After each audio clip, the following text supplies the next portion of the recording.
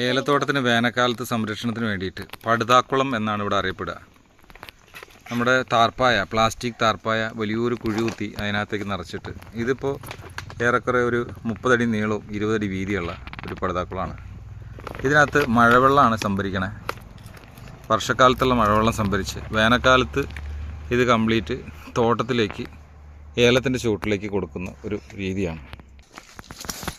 വേനൽക്കാലം ആവുന്ന സമയത്ത് ഇവിടെ കംപ്ലീറ്റ് വരൾച്ച വന്നിട്ട് ചെടികളൊക്കെ ഉണങ്ങിപ്പോകുന്ന ഒരു സിറ്റുവേഷൻ വരും. ആ സിറ്റുവേഷനിൽ സെറ്റാക്കാൻ വേണ്ടിയിട്ടാണ് ഈ പടുതാക്കുളം എന്ന് പറയുന്ന ഒരു സംഭവം ഉണ്ടാക്കുന്നതും.